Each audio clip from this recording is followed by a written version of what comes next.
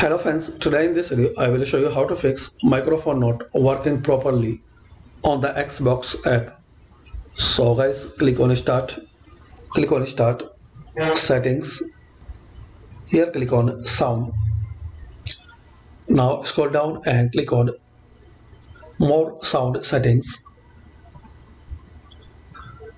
Now here select second tab recording, then select microphone, then click on properties. Now here click on advanced. Now here guys you will see option default format.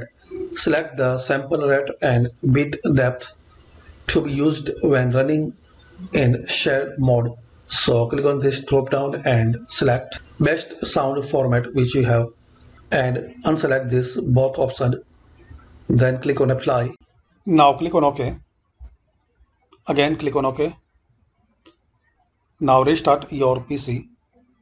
So this way guys you can fix and resolve microphone not working properly on the Xbox application. So thanks for watching. Please comment this method work for you or not.